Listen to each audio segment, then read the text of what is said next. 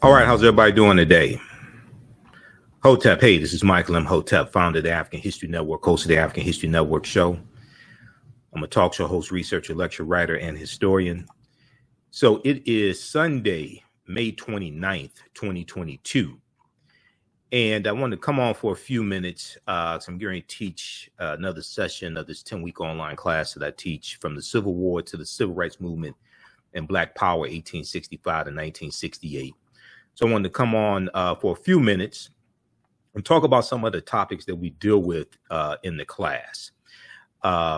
Because we look at history from 1803 with the Louisiana Purchase and the Haitian Revolution through 1968, Civil Rights Movement, Black Power Movement.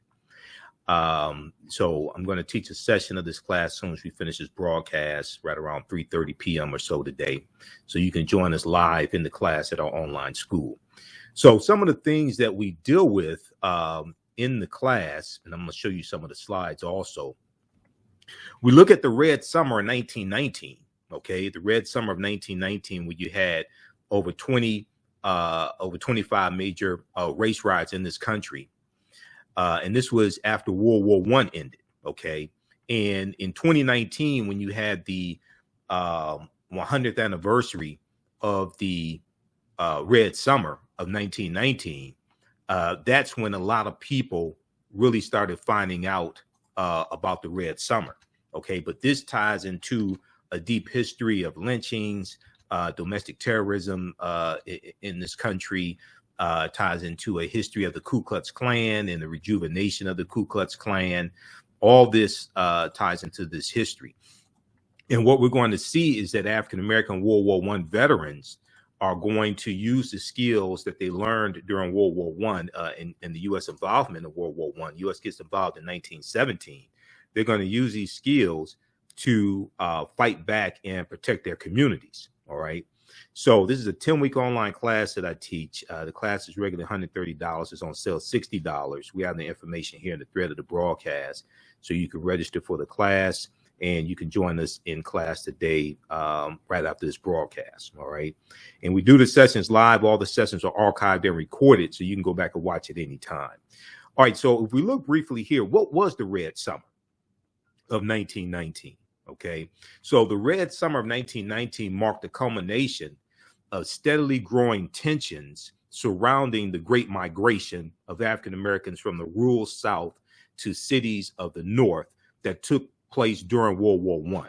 And another thing that we deal with is the Great Migration, which begins in about 1915. And we see 6 million African Americans migrating from the South up north and out west. The Great Migration is going to totally change this country. We know that in 1910, about 90% of African Americans lived in the South, and this is as a result of slavery. Okay, so when we in this class we look at this history chronologically. It's important to understand this history chronologically and understand cause and effect. So this is why when we look at the Civil War, we don't start in 1861 when the Civil War starts with the attack on Fort Sumter, April 12, 1861. We go back to 1803 and look at the Louisiana Purchase and the Haitian Revolution, and then like things like the Missouri Compromise of 1820, the Mexican-American War of 1846, 1848, the Treaty of Guadalupe Hidalgo of 1848, which in the U.S. gets 1/3 of the territory that Mexico has. The U.S. gets California, Arizona, New Mexico, Colorado, Utah, and Nevada as a result of the Mexican-American War, which is going to lead to things like the Compromise of 1850 and the Fugitive Slave Act of 1850. So we see this we see cause and effect, and we see this chronology of this history, and we can see what leads up to the Red Summer taking place. Okay, so when the war ended in 1918, when World War I ends in 1918, thousands of servicemen returned home fighting in Europe, return home from fighting in Europe to find that their jobs in factories, warehouses, and mills had been filled by newly arrived Southern African Americans or immigrants. Okay, so this is going to cause racial tensions. There were about 5 million men who fought in World War I. When these white men left, they had jobs. When they come back, their jobs are being filled by African Americans who migrated from the South up north and by immigrants who were already here. You're going to have an increase in the power of the Ku Klux Klan, which had largely died out by 1915. The Ku Klux Klan founded December 24th, 1865 in Pulaski, Tennessee, in the same month that the 13th Amendment was ratified December 6, 1865, when Georgia ratifies the 13th Amendment. This is what legally frees the enslaved Africans legally in slavery. It wasn't the Emancipation Proclamation, January 1st, 1863, which was a military strategy that Lincoln used. It was an executive order, military strategy that Lincoln used to try to bring the South back into the Union. Okay, so when we look at this, we're going to see that the movie The Birth of a Nation helps to rejuvenate the Ku Klux Klan, and we deal with the movie The Birth of a Nation in this country, in this course. We see the movie The Birth of a Nation, which shows the Klan as being the heroes of the movie, helps rejuvenate the Ku Klux Klan. You're going to have a second incarnation of the Ku Klux Klan, founded in October 1915 by the Reverend William Joseph Simmons. The Reverend William Joseph Simmons, after seeing the movie The Birth of a Nation, rejuvenates the Ku Klux Klan. And you're going to have both Republicans and Democrats as members of this second incarnation of the Ku Klux Klan. They become very powerful, and they're going to instigate a lot of the grievances that a lot of these white men have. Also, the Klan and other groups like the Klan as well. Okay, so we see that amid financial insecurity, racial and ethnic prejudices ran rampant. Meanwhile, African-American veterans, World War I veterans who had risked their lives, found themselves denied basic rights such as adequate housing and equality under the law, leading them to become increasingly militant, increasingly militant. And when these brothers came back home, they were saying, we want all of our rights now. Okay, we want all of our rights now. We fought overseas. We fought for freedom abroad. Now we want all of our rights here at home. We're not going to deal with the lynchings and the segregation anymore. Okay, one of those major race riots was in Chicago. 1919, July 1919, on July 27th, 1919, when large crowds of white and black patrons went to the Lake Michigan beach in Chicago, Illinois, to seek relief from the 90-degree heat. An angry dispute erupted over the stoning of Eugene Williams, who was a young African-American swimmer. I think he's about 17 years old, who inadvertently crossed an imaginary segregated boundary that was in the water, in the lake, an imaginary segregated boundary. He crossed this into the white swimming area. White beachgoers threw stones at Eugene Williams, okay, causing him to drown. When police refused to arrest any white people who were accused by African-American bystanders of having thrown the stones, and instead arrested an African-American beachgoer on a white person's complaint of some minor offense, the African Americans began to attack the white police officers. Now, reports of the incident spread throughout Chicago, igniting a clash of white and African American rioters across the city's south side. This incident released years of accumulated racial tensions, starting from a constricting job market and the efforts by Chicago African Americans to secure adequate housing by moving into previously all-white neighborhoods, as thousands of African Americans began arriving in the city during World War I as part of what would be called the Great Migration. Now, this right here, there's a lot of information on this race riot that took place in Chicago, and there's about over 25 major race riots that took place across the country in 1919. This is the year after World War I ends. This is the same year that you have the Spanish flu pandemic that starts right around the same time as well, the Great Pandemic. And this right here, you have an African American World War I veteran who's out in the street, and the Chicago State Militia, Illinois State Militia, I should say, they're called in to put down the race riot. Okay, so you're going to have these brothers in various cities. They're going to be out in the streets in their World War I uniforms with their guns, protecting their communities. Okay, the state militia was called in to quell the violence on Chicago's South Side during the 1919 race riots. Now, violence soon broke out between gangs and mobs of African American and white people concentrated in the South Side neighborhood surrounding the stockyards. After police were unable to quell the violence, the state militia was called in on the 4th day of the race riot, but the fighting continued until August 3rd. Shootings, beatings, and arson attacks eventually left 15 whites and 23 African Americans dead, and more than 500 more people, around 60% African American, were injured. An additional 1,000 Black families were left homeless after rioters torched their residences. Now, here's another picture here.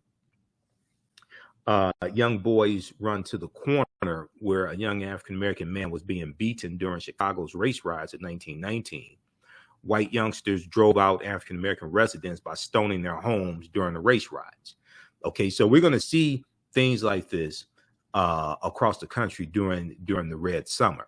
And when we look at the movie, The Birth of a Nation, right, which we talk about in the class, because we look at this history chronologically. We go from 1803 with the Louisiana Purchase to really understand cause and effect and understand what leads up to the Civil War taking place.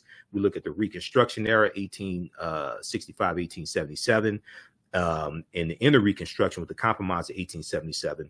We look at the laws and policies put in place that lead us to where we are today, and understand the voter suppression that's taking place. And these voter suppression laws that we see, 19 states passing 34 voter suppression laws, and voter suppression laws being pushed in 400 state legislatures being pushed by Republicans. We see the January 6, 2021 insurrection, which is really a continuation of the U.S. Civil War and Reconstruction and the political violence that we see during the Reconstruction era, which is going to lead to Reconstruction ending. Okay, so we have to understand this history and understand these laws and policies put in place that put us in the predicament that we're in today, to understand what needs to happen from here, where we need to go from here. Okay, but politics is the legal distribution of scarce wealth, power, and resources, and the writing of laws, statutes, ordinances, amendments, and treaties, their adoption, interpretation, and enforcement.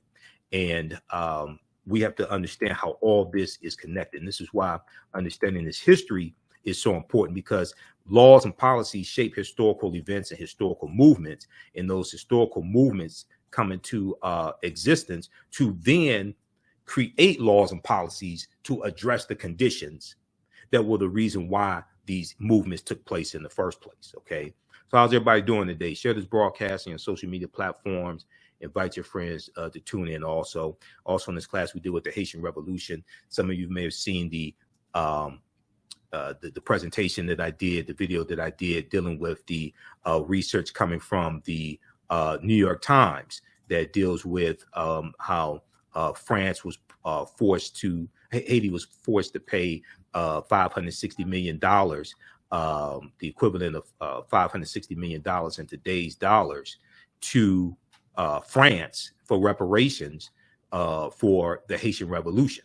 Okay, and all this history is tied together. And then what we're going to see is we're going to see that what we're going to see when we study the history of Haiti is that because of the partly because of the Haitian Revolution, we're going to see that France has to sell the land that the U.S. Is going to buy during the Louisiana Purchase. France has to sell that land to raise money to fight against the Haitians. And with the Louisiana Purchase of 1803, that was one of the largest accomplishments of President Thomas Jefferson. The U.S. is going to basically double the territory, and double the territory at this time. The U.S. gets 828,000 square miles of land for less than 3 cents an acre. And what this is going to do is provide more fertile land for crops to be grown on, and this increases the need for African slave labor in some of these states, some of this territory that the U.S. gets from France. The Louisiana Purchase of 1803 brought into the United States about 828,000 square miles of territory from France. And this is land that France basically stole from Native Americans and African people who were already here. Okay, France had no legal claim to this land. They basically stole the land. These are colonizers. We're dealing with European colonizers, whether they're the U.S. government, whether they're the U.S., whether they're France, whether it's Spain. You're dealing with colonizers, whether it's the Dutch. The Dutch were here, the French were here, the Spanish were here, the English were here, in the 13 colonies. These were colonizers.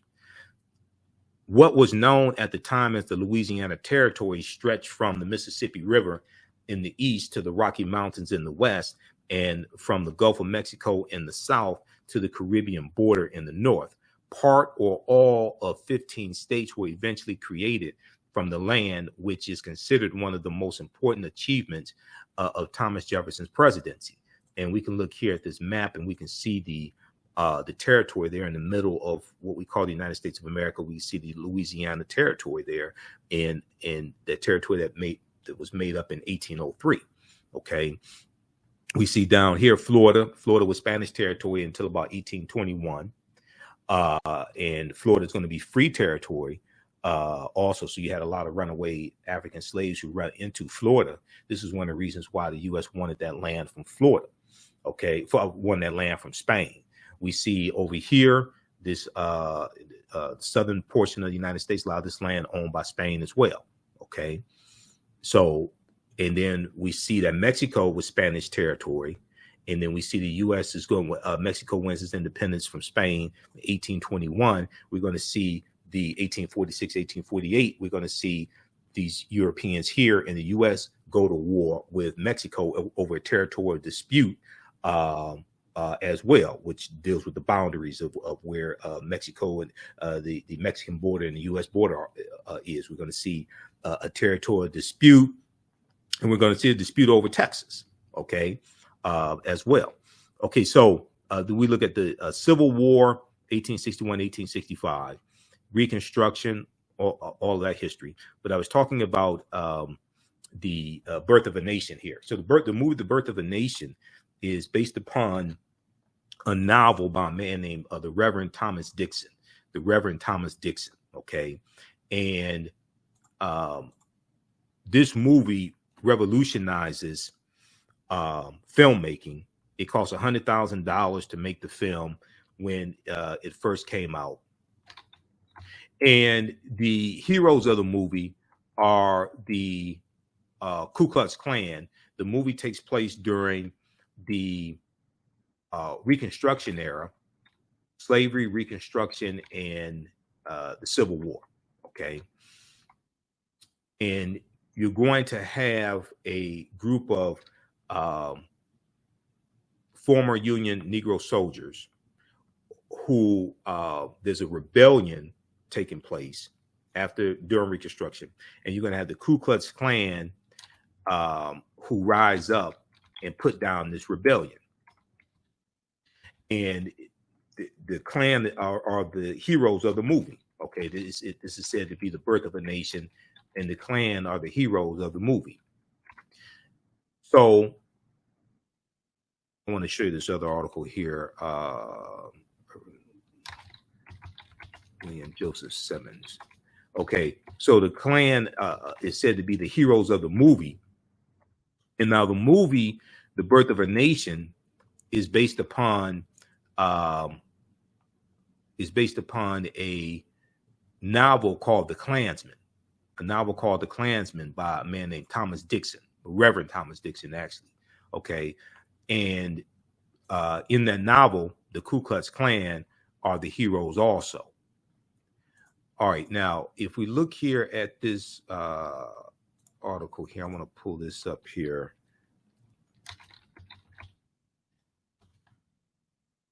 This is about the Reverend William Joseph Simmons. And this is a good article from the Washington Post. This deals with the the preacher who rejuvenated the Ku Klux Klan. Okay, so how's everybody doing? Give us a thumbs up, give us a heart, give us a like on this broadcast. You can register for this 10-week online class. I teach this on Sundays. From the Civil War to the Civil Rights Movement and Black Power, 1865 to 1968.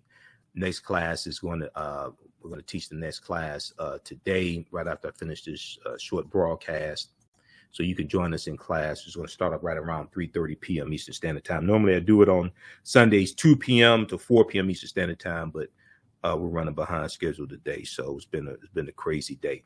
I do the sessions live. All the sessions are archived and recorded. So you can go back and watch it anytime. Also, we have the information at our website, AfricanHistoryNetwork.com, AfricanHistoryNetwork.com.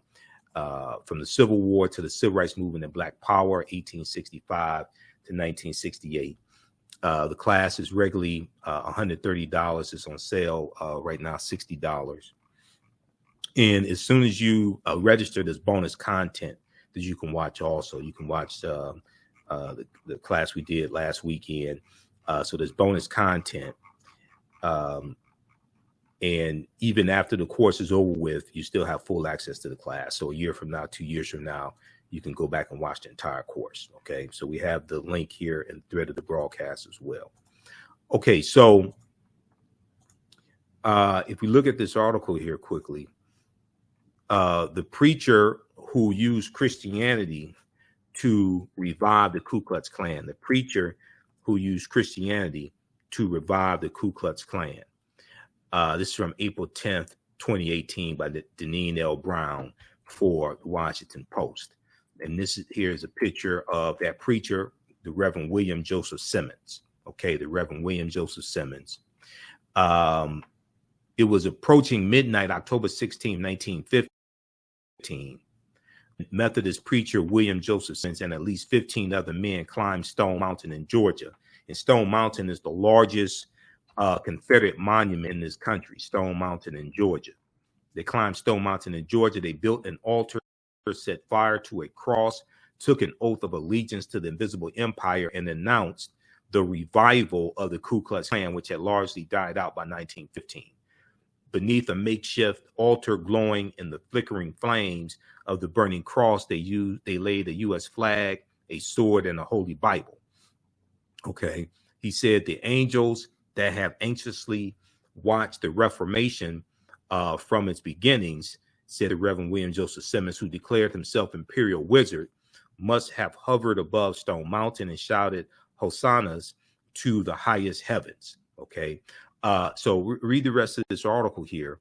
And this is, you see them using Christianity, fusing Christianity with white supremacy, or we could say white European Christianity with white supremacy to support domestic terrorism, which is a lot what you see, some of the language you see coming from certain factions of the Republican Party, certain of these white Christian fundamentalist things like this. You see some of the same language mixed with Second Amendment rights and things like this. So read the article here as well. All right, and it talks about the movie The Birth of a Nation.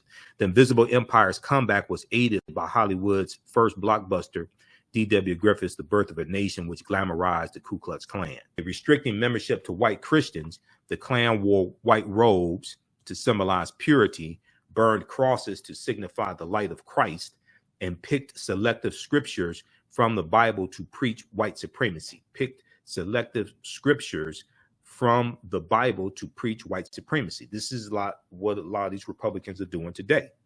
Okay, the very same thing. So this is why we have to understand this history, understand what happened, so we can change the course and keep history from repeating itself. Okay, and then also, some of you all saw the broadcast I did dealing with Haiti and the New York Times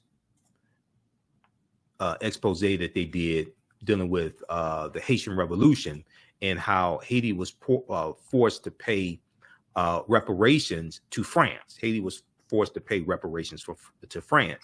They have this piece here, the ransom demanding reparations and ending up in exile. And it talks about then President Jean Bertrand Aristide back in 2003 when he demanded reparations be paid to Haiti, to France. And it deals with how the French and the U.S. government were involved in a coup to overthrow Jean Bertrand Aristide. It deals with this, but it goes into the history and deals with how Haiti was forced to pay equivalent of $560 million to France. Okay, the New York Times scoured thousands of pages of archival government documents to determine how much Haiti sent to France over the course of generations, not just in official payments to former slaveholders, but also for a loan to help pay them. Because Haiti was, they talk about what we call the double debt. Haiti was forced to pay reparations to France, but also forced to take out a loan from a French bank as well to pay France. And there was interest on that loan. So they were dealing with a double debt. Okay. Not just in official payments to former slaveholders, but also for a loan to help pay them. We found that Haiti paid France a total of $560 million. We found that Haiti paid France a total of $560 million in today's dollars. But that only begins to account for the loss. But that only begins to account for the loss. With the help of 15 leading economists from around the world, we have modeled what might have happened if that money, had gone into the Haitian economy. Okay. We have modeled what may have happened if that money had gone into the Haitian economy rather than being shipped off to France without getting any goods or services in return. Our estimates found that over time, the payments to France cost Haiti $21 billion to $115 billion in lost economic growth. But in perspective, that is anywhere from 1 to 8 times the size of Haiti's entire economy in 2020. We were building a path to the truth. Jean Bertrand Aristide, then president of Haiti, said in the interview, without being told the outcome of the Times analysis. Okay, so check this piece out here from the New York Times, demanding reparations and ending up in exile. Okay, and this is a huge, they did 3 huge articles in this series. This is from May 20th, 2022, updated May 26th, 2022. Then we look at this one here. So all this history is connected. All this history is connected. And this is why we deal with this history chronologically in the class. Okay, so if you look at this one here, 6 takeaways about Haiti's reparations to France. 6 takeaways about Haiti's reparations to France. How did the modern world's most successful slave revolt give birth to a desperately poor nation? Here's a summary of what a team of New York Times correspondents found out. And if you look here at number 1, they talk about double debt that started it all. The double debt that started it all. When a French warship bristling with cannons sailed into the port of the Haitian capital in 1825, an emissary from King Charles X of France came ashore and delivered an astonishing demand: France wanted reparations from the people it had enslaved. France wanted reparations from the people it had enslaved. Okay, ordinarily the defeated are the ones who pay reparations, not the victors. Just a decade earlier, France had paid. France had been forced to pay reparations to its European neighbors after the failed military campaigns of Napoleon Bonaparte. Now, the very emperor whose forces were also defeated by the Haitians, but Haiti was virtually alone in the world with no powerful allies. Haiti was virtually alone in the world with no powerful allies. It was fearful of being invaded and eager to establish trade with other nations, so it agreed to pay. Demand was for 150 million French francs to be turned over in 5 annual payments, far more than Haiti could pay. So France pushed Haiti to take a loan from a group of French banks to start paying. Okay, now that Sisyphean weight came to be known as the double debt, which has a crippling effect on Haiti today. Okay, so then they look at the true cost to Haiti then and today. The New York Times tracked each payment Haiti made over the course of 64 years. In all, they added up to about $560 million in today's dollars. Okay, but the loss to Haiti cannot just be measured by adding up how much was paid to France and to outside lenders over the years.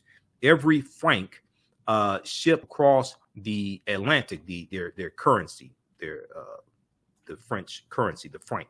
Every franc shipped across the Atlantic Ocean to an overseas bank vault was a franc not circulating among Haiti's farmers, laborers, and merchants. Okay, so the sort of expenditures that helped nations become nations that enable them to prosper. All right, so after reviewing thousands of pages of archival documents, some centuries old, and consulting with 15 of the world's leading economists, our correspondents calculated the payments to France cost Haiti from between $21 billion to $115 billion in lost economic growth over time. That's over that period of 64 years. The payments that France made to Haiti cost Haiti from between $21 billion to $115 billion in lost economic growth over time. That is as much as 8 times the size of Haiti's economy in 2020. Okay, so read the rest of this here. But this is why we go through, and these are all things that we deal with in the 10-week online class that I teach, from the Civil War to the Civil Rights Movement and Black Power, 1865 to 1968. So I do a PowerPoint presentation. We have book references, articles, video clips. There's over 50 articles that we reference in the class. We do the sessions live. As soon as I finish this broadcast, we're going to do a live session. So we do it today. Sunday is going to start here in a few minutes. You can join us in class live. The class is on sale, $60, regularly $130, from the Civil War to the Civil Rights Movement and Black Power, 1865 to 1968. Normally, we do it on Sundays, 2 p.m. to 4 p.m. Eastern Standard Time. So we're starting a little later today. As soon as you register, there's bonus content that you can start watching as well. You can watch last week's class and the week before that. So this class just started up a couple of weeks ago. You can use this information with your children as well. I would say this information is PG-13, okay? And I do a PowerPoint presentation. We have video clips, book references, articles. We look at a timeline of history also to understand cause and effect and to look at how we got to where we are today to understand where we need to go from here. And we also look at what's taking place today politically, what's taking place today with these cultural wars that Republicans are waging, like critical race theory, different things like this. All this is tied to history, okay? If you look at this article here from the New York Times, it came out January 12, 2022. This is an article that I talk about often. This article deals with the how Reconstruction, the history of Reconstruction, is not properly taught in schools across the country, but it also deals with the January 6, 2021 insurrection, which is a continuation of the Reconstruction era and the conflicts that lead up to the Civil War taking place also. Okay, so if we look at this, quickly here, a new report finds that 45 states are failing students about the period that shaped race relations after the Civil War. This is from Time Magazine, time.com, January 12, 2022. In the aftermath of the insurrection a year ago, January 6, 2021, at the U.S. Capitol, many leading historians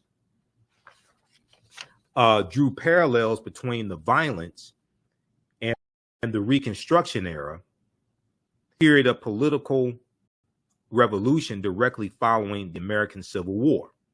Okay, so Eric Foner, who's a Pulitzer Prize winning historian and the author of the book Reconstruction, America's Unfinished Revolution, 1863 to 1877, he said in an interview with the New Yorker magazine published a week after the January 6th insurrection, he said, the events we saw reminded me very much of the Reconstruction era. The events we saw reminded me very much of the Reconstruction era and the overthrow of Reconstruction, which was often accompanied or accomplished, I would say, by violent assaults on elected officials.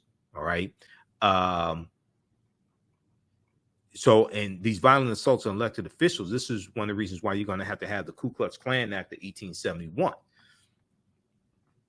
Okay, now scholars say studying the aftermath of the Civil War can help put in context many of the most seminal events in the U.S. in recent years, because all this history is connected. The history is connected to laws and policies and politics. It's connected to movements that take place in this country. That's why we have to understand a chronology of this history and cause and effect. Seminal events in the U.S. in recent years, from the brutal murder of George Floyd by police in 2020 to the voter suppression laws enacted after African American voters played a big role in helping Joe Biden and Kamala Harris be elected president and vice president in 2020. Despite the timeliness of the era in today's climate, many students in American schools will not get a full education on Reconstruction until they go to college. Problem is, many of them are not going to go to college, so they're never going to get this type of history. In social studies standards for 45 out of 50 states and the District of Columbia, discussion of Reconstruction is partial or non-existent. Discussion of Reconstruction is partial or non-existent, according to historians who have reviewed the period, how the period is discussed in K-12 social studies standards for public schools nationwide. In a report produced by the education nonprofit, the Zen Education Project, the study's authors say they are concerned that American children will grow up to be uninformed about a critical period of history that helps explain why full racial equality remains unfulfilled today. You're largely dealing with a dumbed down electorate. That don't understand history, don't understand the Constitution, don't understand law, things like this. All this is connected. Okay, so this is why all this information is so important. The Zen Education Project, a free website, a website with free downloadable lessons and articles about history topics, is an outgrowth of Howard Zann's 1980 A People's History of the United States, which helped popularize an approach to studying history from the bottom up and incorporating the often overlooked histories of people of color. Now, the Reconstruction era, a period roughly from 1865 to 1877, saw immense social, political, and economic outgrowth as the U.S. worked to rebuild society in the aftermath of the Civil War. In this period, 3 constitutional amendments were ratified: the 13th, 14th and 15th Amendments, which barred discrimination in voting, the 15th Amendment on account of race. These advances helped facilitate a rise in African-American office holders and Black voters during the Reconstruction era. Okay. Then we're going to see this backlash towards the inner Reconstruction, definitely, but after Reconstruction ends in 1877. But in the late 1870s, the federal government pulled out of its role. The federal government pulled out of its role helping to enforce Reconstruction policies per a deal struck by congressmen to settle the disputed 1876 election in which Ohio Governor Rutherford B. Hayes won the presidency in exchange for the removal of federal troops in the South. Enforcement of Reconstruction policies was left up to state and local governments, paving the way for Jim Crow era state segregation laws that would not be declared unconstitutional for roughly another century. Okay, this is why you needed a Civil Rights Act in 1964. Okay, this is why you needed the Voting Rights Act of 1965. Okay, because of what happened at the Mississippi State Convention in 1890, what happened in the state legislature in Tennessee in 1881, where they passed laws to segregate public transportation. What happened in Florida in 1889, when Florida passed a law instituting the first poll taxes in this country as a way to get around the 15th Amendment. And poll taxes, you had to pay to register to vote. Okay, and this was targeting African-American men, because these were basically the ones voting. Women did not get the right to vote till 1920 with the 19th Amendment. And then when we look at what happens at the Mississippi State Convention of 1890, we see that African-Americans were the majority of the population in Mississippi in 1890, and the majority of the voters. Okay. The Mississippi plan to keep blacks from voting in 1890. We came here to exclude the Negro. We came here to exclude the Negro. And this is this is a direct quote from Solomon Saladin Calhoun, who was the man who presided over the Mississippi State Convention. Okay. Let's take a look at this. How's everybody doing today? How you all like this type of information? Okay. Be sure to register for this 10-week online class that I teach on Sundays, from the Civil War to the Civil Rights Movement and Black Power, 1865 to 1968. We teach this at our online school. We do the sessions live. All the sessions are archived and recorded. We're going to do this class today as soon as I end this broadcast. So you can register. Class is going to start right about 4 o'clock today, 4 p.m. Eastern Standard Time. Normally, we do it 2 p.m. to 4 p.m. Eastern Standard Time on Sundays, but we're running behind schedule today. I had to do a presentation at African Liberation Day on Saturday here in Detroit at Al-Kibalan Village. So I was there all day and just throwing my day off. But we do the sessions live. All the sessions are archived and recorded. You can go back and watch this class anytime. Okay, so you don't have to be present in class to watch.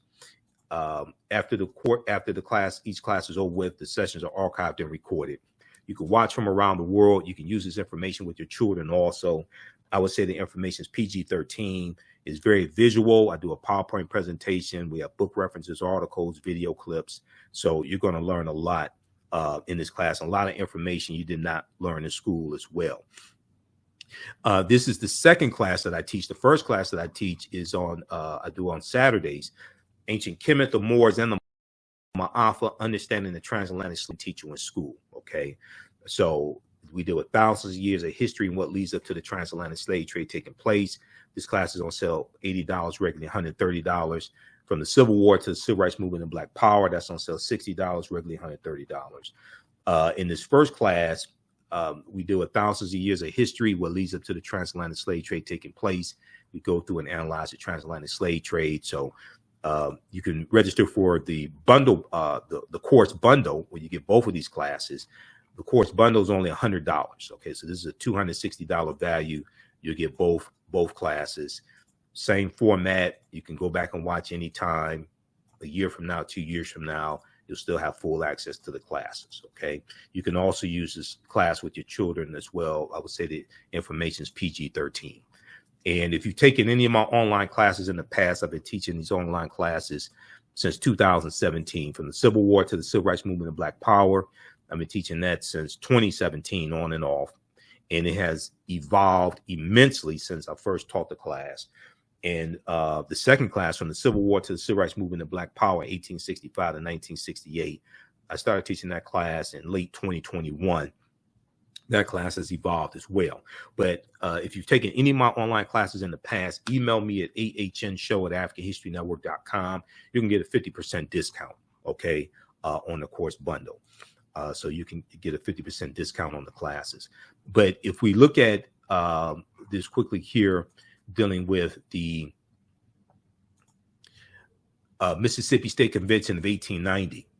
And if you saw the series Eyes on the Prize, okay, if you saw the series Eyes on the Prize, the first Eyes on the Prize series, which looks at 1955 through 1968, and it starts with the lynching, the murder of Emmett Till. They talk about the Mississippi State Convention in here, and they talk about how to register to vote in Mississippi, you had to be able to explain one of the something like 250, 260 parts of the Mississippi State Constitution.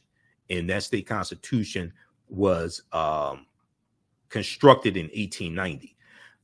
The Mississippi plan to keep blacks from voting in 1890, we came here to exclude the Negro. We came here to exclude the Negro. So this is what Saladin Calhoun, who was the White County judge who presided over the Mississippi State Convention in 1890, said. He said, let's tell the truth if it burst the bottom of the universe. He said, we came here to exclude the Negro. Nothing short of this will answer. So delegates at the Mississippi State Convention in 1890 adopted a literacy test and poll tax geared to suppress the black vote, in the state that had a black majority.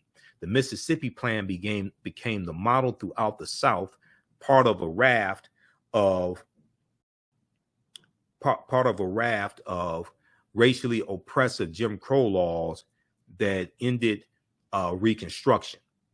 Okay, so read the rest of this here, and it talks about what happens. But this is really important to understand. This is why you needed the Voting Rights Act in 1965 to nullify what took place in Mississippi in 1890, South Carolina 1895, Louisiana 1898, Alabama 1901, because these other southern states are going to adopt similar laws and rewrite their state constitutions to suppress the African-American vote. And we're going to see approximately 2,000 African-American men who get elected to public office during the Reconstruction era, okay? And we're going to see basically the majority of them get voted out of office after these laws, after these voter suppression laws are put in place, all right? So these are some of the things that we deal with in this online class, and we look at the Civil War, Reconstruction, the Jim Crow era, World War I, World War II, Civil Rights Movement, Black Power Movement. We go through and look at this history chronologically, understand what happened to us, the laws and policies that were put in place, the movements that take place to fight against these conditions and laws and policies, to better understand what's taking place today, what we're seeing today, the voter suppression laws, the attack on critical race theory, all this stuff. This is a continuation of the Civil War and Reconstruction. We're seeing history repeat itself. So we have to understand this, to understand how to fight against this, because they're trying to take us back to 1890 in the Mississippi State Convention. Okay. And we already saw with Shelby County versus Holder 2013 U.S. Supreme Court case, we saw the weakening of Section 4 of the 1965 Voting Rights Act. Okay. That led to 868 fewer polling places in the 2016 presidential election. And today you have about 1,700 fewer polling places. Okay. And this is all connected. A lot of these polling places that were shut down in areas that have high African American populations, African American or Latino populations. There was an article from thenation.com that dealt with how there are 868 fewer polling places in the 2016 presidential election. You have that one, and you have, let me see if we could pull this up, 868 fewer polling places.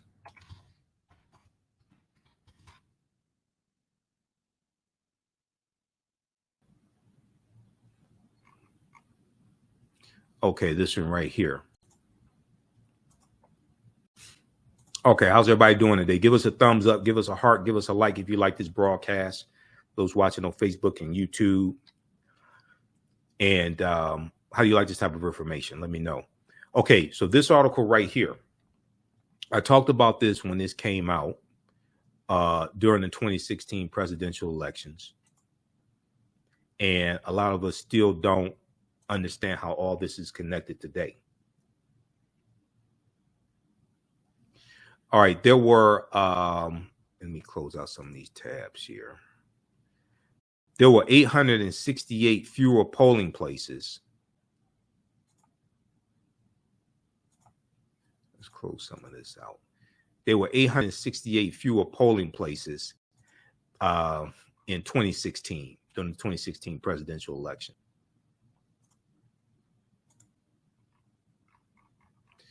Oh man, they come up with so many ads here. Okay, here we go. There are 868 fewer places to vote in 2016 because the Supreme Court gutted the Voting Rights Act. Nearly half of counties that previously approved voting changes with the federal government have cut polling places this election. So this is from November 4th, 2016, just a few days before the 2016 presidential election. Ari Berman, who then was writing for The Nation, now he writes for Mother Jones. Ari Berman did a series of articles dealing with the voter suppression that was taking place in the 2016 presidential election. So today there are about 1,700 fewer polling places. 1,700 fewer polling places. So if we look at this here, okay, they talk about the lines along this part of the Voting Rights Act blocked 3,000 discriminatory voting changes from 1965 to 2013. That changed when Supreme Court gutted the law in June 2013, Shelby County versus Holder. Okay, the lines were so long because Republican elected officials in Phoenix's Maricopa County, the largest in the state, reduced the number of polling places by 70%. Reduced the number of polling places by 70% from 2012 to 2016, from 200 in 2012 to just 60 polling places in 2016. One polling place per 21,000 registered voters.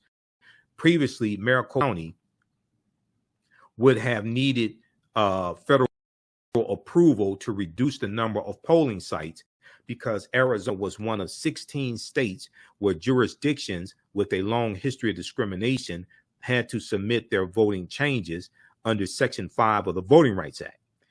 This part of the Voting Rights Act blocked 3,000 discriminatory voting changes from 1965 to 2010.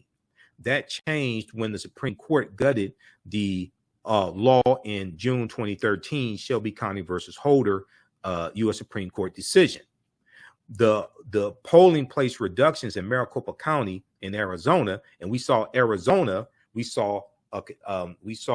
recounts in Arizona for the 2020 presidential election. Joe Biden wins Arizona. You have Republicans filing these lawsuits trying to overturn the results in Arizona, and they're still trying to overturn the results in Arizona.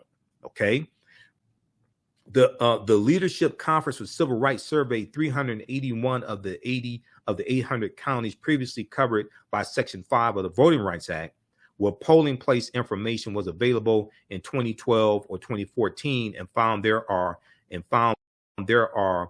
868 fewer places to cast a ballot in 2016 in these areas. Out of the 381 counties in our study, 165 of them, or 43%, have reduced voting locations, says the important new report. Okay, now this is dealing with the 2016 presidential election. Okay, all types of voter suppression in 2016. Okay, now then we look at 2020. Okay, all this is connected. And if you go back and look at the voter suppression measures that were taking place, the domestic terrorism, the political violence that was inflicted upon African Americans during Reconstruction, you see the same thing. And then you look at what took place after Reconstruction ended and rewriting the state constitutions to impose poll taxes and literacy tests, and in some cases, property ownership requirements to be able to vote, like we saw in Louisiana in 1898, and then Louisiana instituting the grandfather clause, which stated that if your grandfather could not vote prior to 1867, then you can't vote, as other ways to get around the 15th Amendment of the U.S. Constitution of 1870. So we look at this article here from Mother Jones, written by Matt Cohen. This is September 10th, 2019, September 10th, 2019. Okay. More than 600 polling places have closed since the Supreme Court gutted the Voting Rights Act. More than 600 places have closed, polling places have closed since the Supreme Court gutted the Voting Rights Act. Okay, in 2013, the Supreme Court gutted a core provision of the Voting Rights Act, the requirement for certain states with a history of voter discrimination to pre-clear changes in their election rules with the federal government. Okay, the requirement for certain states with a history of voter discrimination to pre-clear changes in their election rules with the federal government. For decades, the 1965 law helped secure the right to vote for hundreds of thousands of people in 9 states, as well as certain jurisdictions in 6 other states, which had such a history of discrimination against minority voters. This is going back to the Jim Crow era. All this history is connected. This is why we have to understand the chronology of history, these laws and policies put in place, the backlash to movements that we enacted to deal with conditions, to understand how to fight against what's taking place right now. But in a 5-4 decision in 2013, U.S. Supreme Court case, Shelby County versus Holder, the U.S. Supreme Court ruled that the coverage formula for determining those jurisdictions subject to pre-clearance was outdated and therefore unconstitutional. If that Supreme Court case did not happen, then the voter suppression law that Texas instituted, that Senate Bill 202 from Georgia, things like this, those would be viewed as unconstitutional and would not go into effect. This is how monumental the 1965 Voting Rights Act was, but many of us don't understand it today. But Republicans understand it. That's why they filed a lawsuit. That's why they are attacking it. The consequences of the Shelby County decision were immediate. The consequences of the Shelby County decision of 2013 were immediate.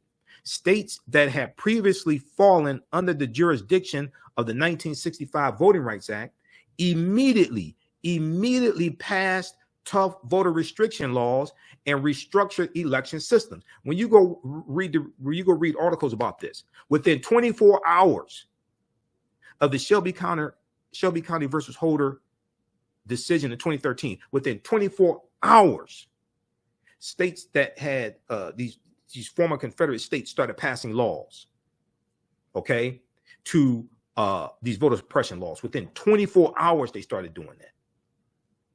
States that have previously fallen under the jurisdiction of the Voting Rights Act immediately passed tough voter restriction laws and restructured election systems.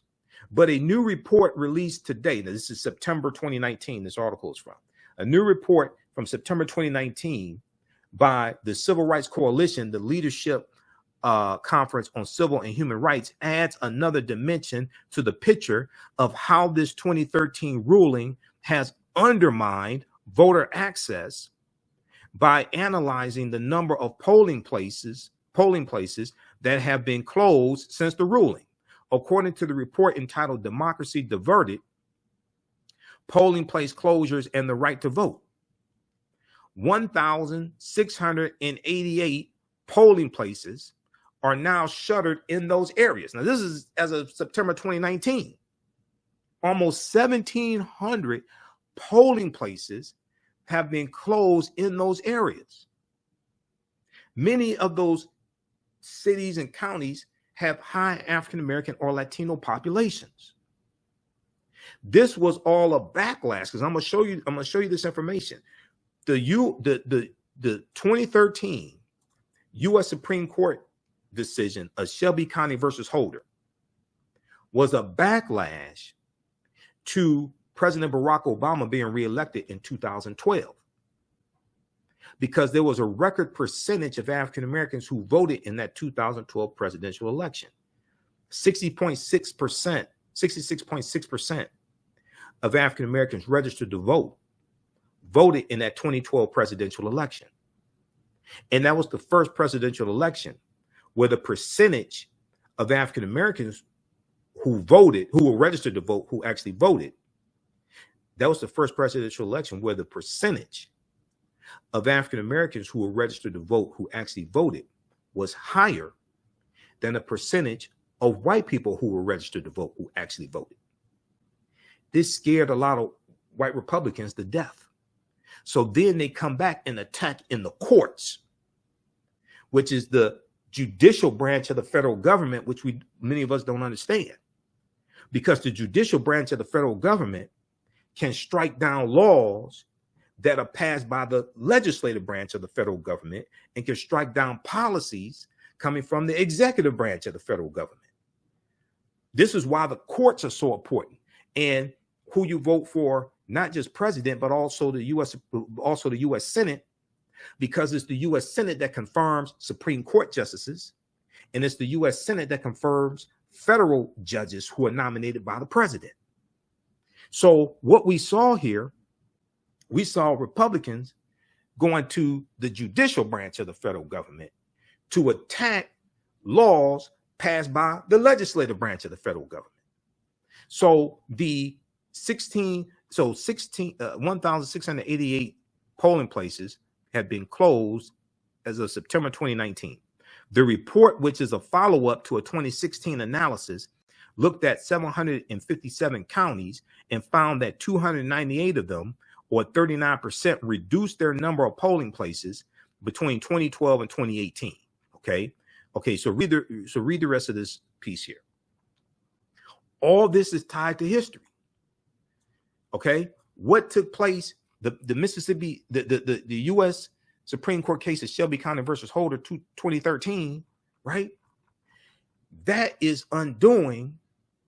That's basically doing like the same thing that the Mississippi State Convention did in 1890, but the Mississippi State Convention was just in one state, and rewriting the state constitution was one state.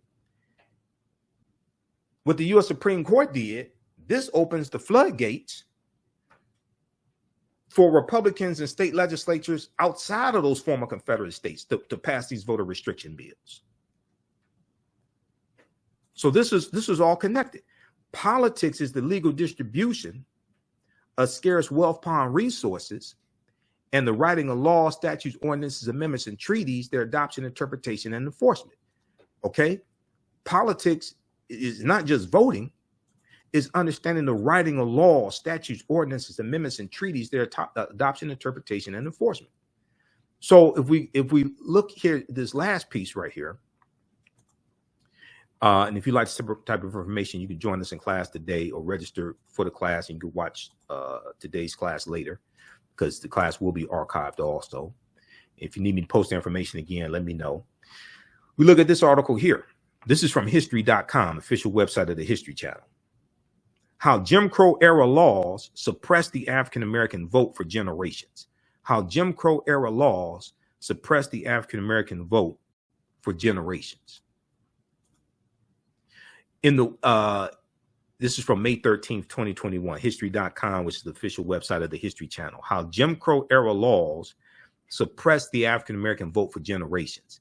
In the wake of the passage of the 15th Amendment of 1870 and Reconstruction, several Southern state laws that restricted African Americans' access to voting. Following the ratification in 1870 of the 15th Amendment, which barred states from depriving citizens the right to vote based on race, Southern states began enacting measures such as poll taxes, literacy tests, all white primaries, like we see in Texas, like we saw in Texas, all white primaries, felony disenfranchisement laws, which we see pop up right around 1870. You have these former Southern states start passing laws saying if you are a convicted felon, you lose your right to vote. That was designed to attack African Americans voting as well. Grandfather clauses that we see start in Louisiana, 1898. Fraud and intimidation to keep African Americans from the polls. Okay, focused on retaining white supremacy in the electoral process. And this is what we see today with these Republicans pushing voter suppression bills, is to maintain white supremacy, including in states where they have a declining white population, like in Texas. Focused on retaining white supremacy in the electoral process. Legislators use loopholes in the 15th Amendment to implement a range of measures to disenfranchise Black voters without explicitly characterizing them on the basis of race. Okay, so they didn't say explicitly this was discriminated against African Americans, but they use ways like poll taxes, literacy tests, grandfather clauses, property ownership requirements to get around the 15th Amendment to attack African American voters. After more than 500,000 Black men joined the voting rolls during Reconstruction in the 1870s, helping to elect nearly 2,000 African American men to public office, Mississippi led the way in using measures to circumvent the 15th Amendment. Mississippi's Jim Crow era laws then set a precedent for other Southern states to use the same tactics to assault Black enfranchisement for nearly a century until the passage of the Voting Rights Act in 1965. It took 75 years. See, this is what young activists need to understand today. Okay, it took 75 years from the Mississippi State Convention of 1890 to August 1965, when the Voting Rights Act was signed into law. It took 75 years for that to take place.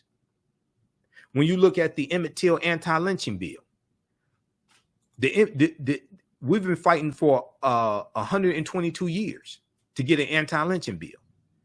And this is looking at when the first anti-lynching bill was introduced in 1800 by Representative George Henry White. George Henry White, who was the only African-American left in the in either the House of Representatives or Senate. He was the only African-American left in Congress because those former Confederate states changed their state constitutions and imposed poll taxes and literacy tests to suppress the African-American vote, and we got voted out of office. Okay, so when President Joe Biden signed the Emmett Till anti-lynching bill, March 29th, 2022, this was after 122 years. This is Representative George Henry White introduced the first anti-lynching bill in 1900. And then you had the Silent March in 1917, when you had 10,000 African Americans marching down Fifth Avenue in Manhattan demanding a federal anti-lynching bill. If we look at this quickly here, lawmakers tried and failed to pass anti-lynching bills nearly 200 times. This is a sustained fight. You're not going to march for a few months out of the summer, then vote in one election, and then overturn white supremacy. 400 years or however many, whatever point you want to start counting. This is a sustained fight. Lawmakers tried and failed to pass anti-lynching bills nearly 200 times.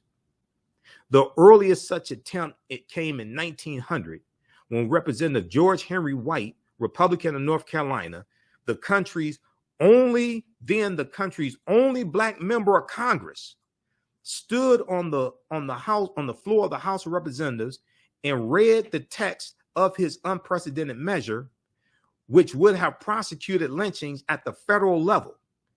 The bill later died in committee. Okay, we've been trying for 122 years to get the bill passed. It took 75 years from 1890 to get the Voting Rights Act. It took something like over 70 years from 1896, Plessy versus Ferguson, to 1964, Civil Rights Act. 122 years to get an Emmett Till anti-lynching bill, to get a federal anti-lynching bill. This is a sustained fight. This ain't something you want to accomplish everything in one election cycle, a 2-year election cycle. The real world does not work like that.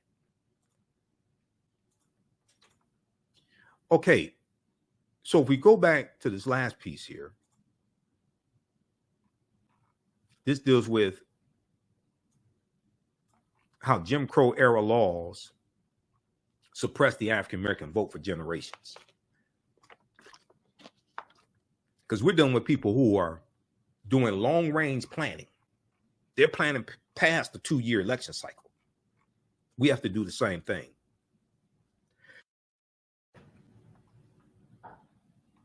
At the 1890 Mississippi State Convention, a new constitution was adopted that included a literacy test and poll tax for eligible voters. Under the new literacy requirement, a potential voter had to be able to read.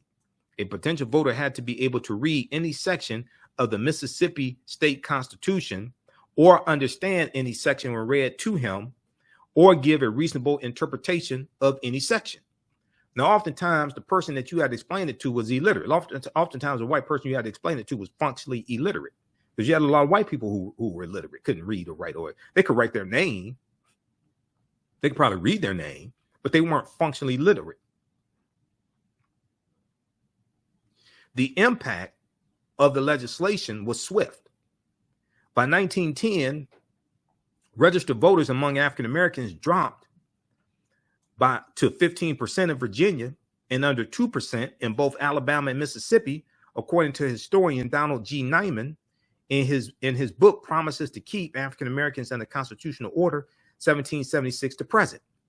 In the 1898 case Williams versus Mississippi, the U.S. Supreme Court ruled that the Mississippi State's poll tax and disenfranchisement clauses, grandfather clause, and literacy test, on the basis that the new constitution they upheld this. We fought this in court. We fought the poll taxes, all that stuff in court.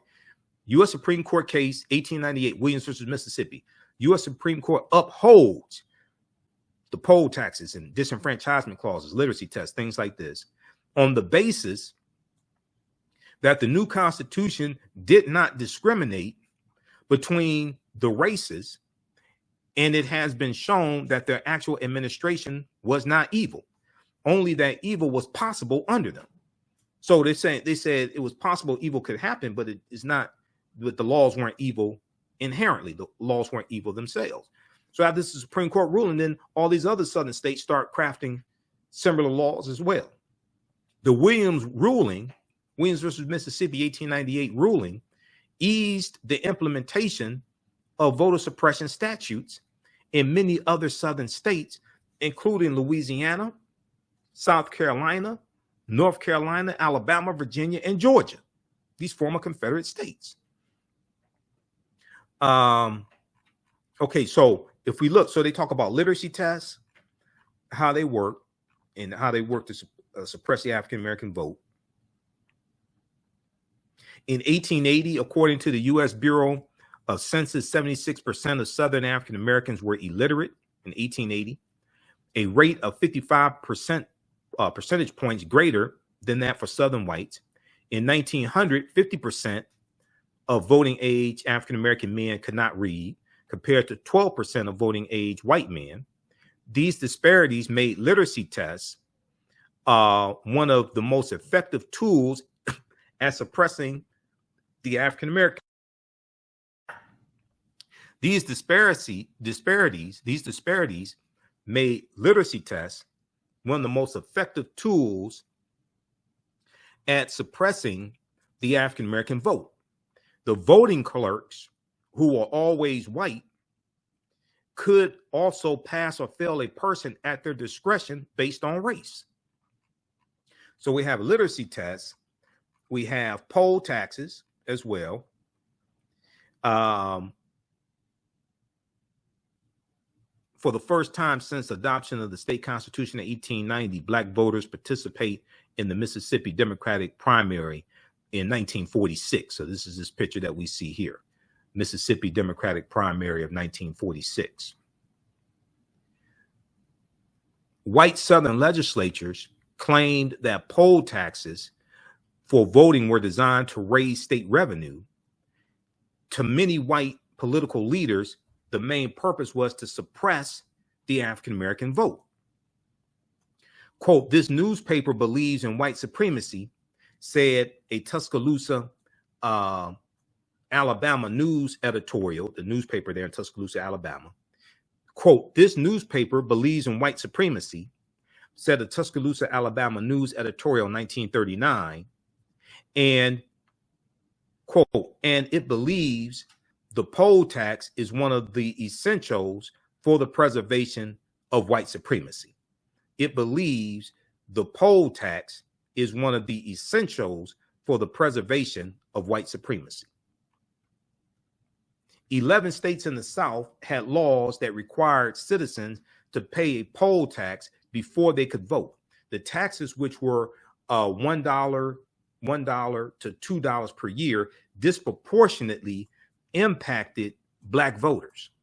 In Georgia, which implemented a cumulative poll tax in 1877, the year Reconstruction ends, that required all citizens to pay back taxes before being permitted to vote.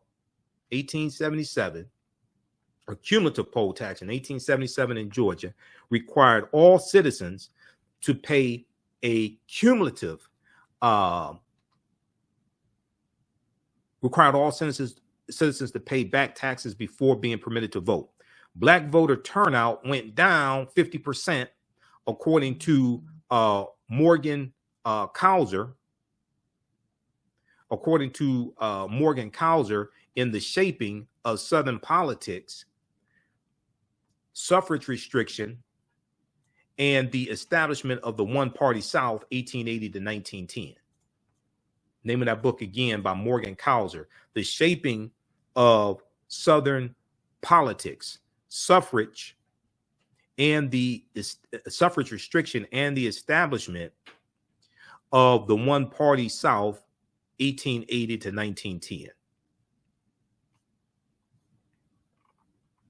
Then you had what were called all-white primaries, like in Texas, okay?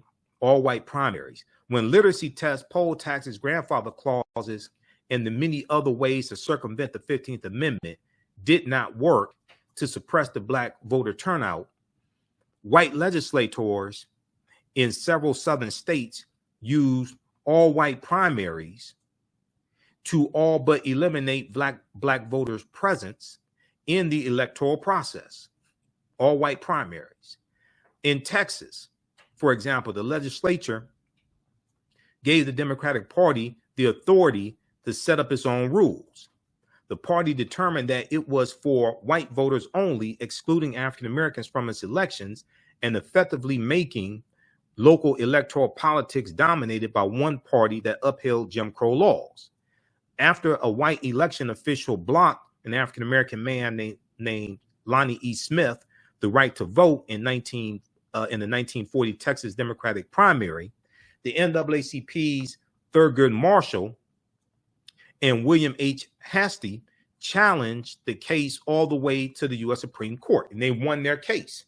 Okay, this is 1944 U.S. Supreme Court case of Smith versus Allwright. Okay, the U.S. Supreme Court ruled in Smith versus Allwright that the Texas white primary system was unconstitutional. So we go to court and we challenge all this stuff every step of the way. The right to vote in a primary for the nomination of candidates without discrimination by the state is a right secured by the Constitution. Is a right secured by the Constitution, said the court in its 8-1 decision.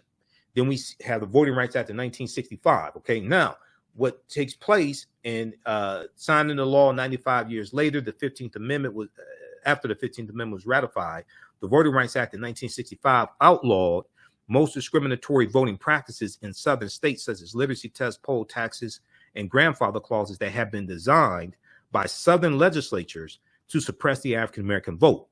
Almost as swift as the resistance to black voter participation had been nearly a century early, so had the response to this landmark legislation. Within a year, only 4 of the 13 states had fewer than only 4 of the 13 states had fewer than 50% of African American registered voters. Only 4 of the 13 southern states had less than 50% of African American registered voters. Then we had Shelby County versus Holder, which is an attack on the 1965 Voting Rights Act.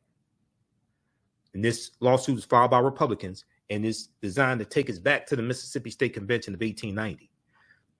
In 2013, the U.S. Supreme Court walked back part of the 1965 Voting Rights Act when it ruled in a 5-4 vote that constraints placed on certain states and federal review of states voting procedures were outdated.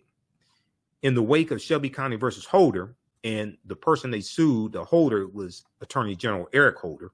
That's who was being sued. Shelby County is a county in Alabama. Alabama was ground zero for the 1965 Voting Rights Act. And, Bloody Sunday, the Selma to Montgomery, Alabama march, that Shelby County is in Alabama. In the wake of the Shelby County versus Holder decision, several states have enacted laws limiting voter access, including ID requirements, limits on early voting, mail-in voting, and more. Okay, but Shelby County versus Holder, that was a backlash to the 2012 presidential election when you had a record percentage of African Americans voting. And they voted in the 2012 presidential election. President Barack Obama was reelected to the second term. Republicans come back and attack us in the courts. And a lot of us didn't see it coming and still don't understand what happened. A lot of us did not see this coming and still don't understand what happened, and then don't understand how Shelby County versus Holder was an attack on the civil rights, the Voting Rights Act of 65, and how that influences elections today, because today you have, as of September 2019, 1,688 fewer polling places, because now the county boards can just they can move polling places and shut down polling places without having to get oversight or permission from a federal judge, which was one of the stipulations of the 1965 Voting Rights Act. All of this is connected. So we have to understand the history, understand the laws, understand the roles that the courts play.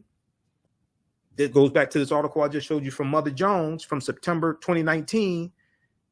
September 10th, 2019, more than 1,600 polling places have closed since the Supreme Court gutted the Voting Rights Act. Okay, all this is connected. So give us a thumbs up, give us a heart, give us a like if you like this broadcast.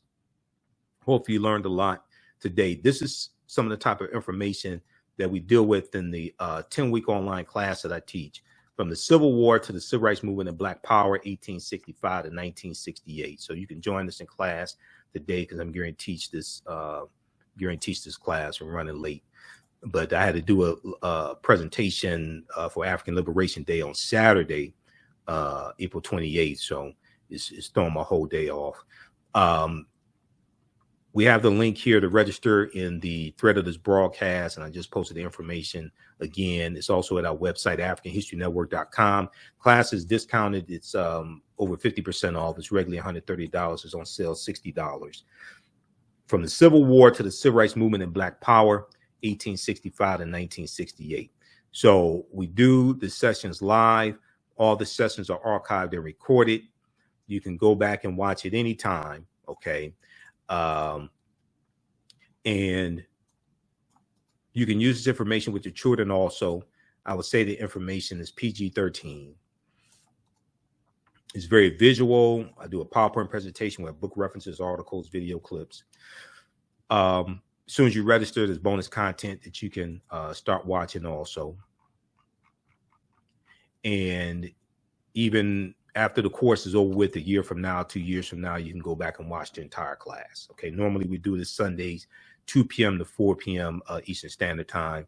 If you've taken any of my online classes in the past, email me at AHNshow@AfricanHistoryNetwork.com, AHNshow@AfricanHistoryNetwork.com, and you can you'll get a 50% discount on the our bundle pack and on this course. And we have the classes in the bundle pack.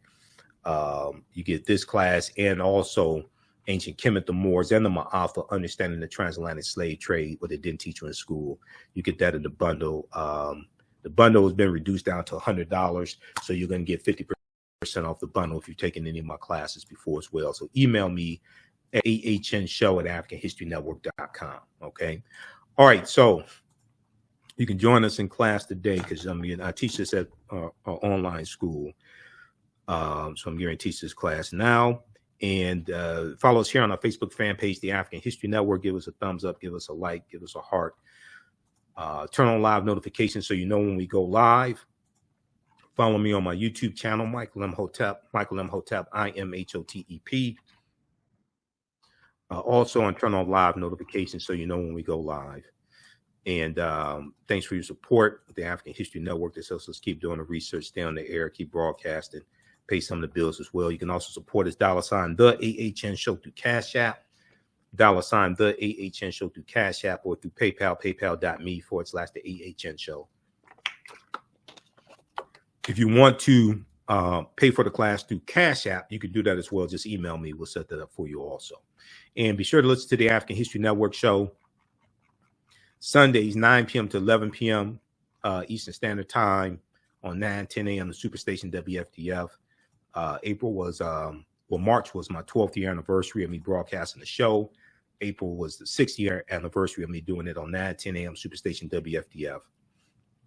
So I'm going back to just doing the show Sundays, 9 p.m. to 11 p.m. Eastern Standard Time. This past Thursday, April 26th, was my last day doing the show daily. I'm just going back to doing it on Sundays, 9 p.m. to 11 p.m. Eastern Standard Time, because it takes a lot of research to do each episode of the show, research the information, and it's just taking up too much time. Since the show was late at night, starting at 11 p.m., it caused me to get to bed late, get up the next morning late, things like that. So I'm just going back to doing Sundays, 9 p.m. to 11 p.m. I'll still be on Roland Martin Unfiltered on Fridays, 6 p.m. to 8 p.m. as well. Okay. All right. So thanks for joining us. You can join us in class right now also. Remember, at the African History Network, we focus on educating, empowering, and inspiring people of African descent throughout the diaspora and around the world, because right now it's correct wrong behavior. It's not over till we win. Wakanda forever.